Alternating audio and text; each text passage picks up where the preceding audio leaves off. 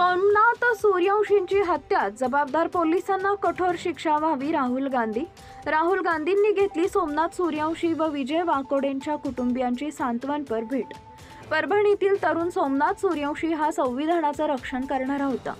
तो दलित असल्यानंच त्याची हत्या करण्यात आली आहे. हा पोलीस कोठडीतील मृत्यू असून सोमनाथ सूर्यवंशी यांच्या हत्येला जबाबदार असणाऱ्यांना लवकरात लवकर कठोर शिक्षा झाली पाहिजे, अशी मागणी लोकसभेतील विरोधी पक्षनेते राहुल गांधी यांनी केली आहे. लोकसभेचे विरोधी पक्षनेते राहुल गांधी यांनी दिनांक 23 डिसेंबर रोजी परभणी इथं सोमनाथ सूर्यवंशी यांच्या कुटुंबियांची भेट घेऊन त्यांच्याशी सुमारे 20 ते 25 मिनिटं संवाद साधला.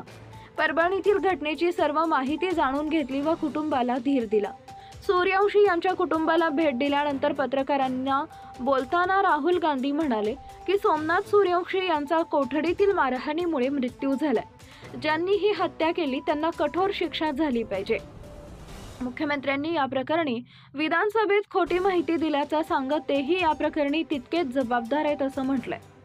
RSSची विचारधारा ही संविधानाला संपवण्याची असून या भेटीत कोणतंही राजकारण करणार नाही. सोमनाथ सूर्यवंशी यांच्या कुटुंबाला न्याय मिळाला पाहिजे असं राहुल गांधी म्हणाले.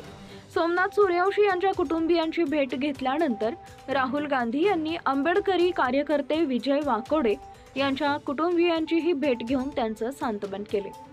यावेळी राहुल गांधी यांच्याबरोबर महाराष्ट्र प्रभारी रमेश चेन्नीथला, प्रदेश अध्यक्ष नाना पटोले, काँग्रेस वर्किंग कमिटीचे सदस्य बाळासाहेब थोरात, आमदार विजय वडेट्टीवार, डॉक्टर नितीन राऊत, आमदार अमित देशमुख, माजी आमदार यशोमती ठाकूर, गोव्याचे प्रभारी माणिकराव ठाकरे, खासदार प्रणिती शिंदे, मुंबई काँग्रेसच्या अध्यक्षा खासदार वर्षा गायकवाड, खासदार रवींद्र चव्हाण, खासदार संजय जाधव, मुख्य प्रवक्ते अतुल लोंढे आदी उपस्थित होते.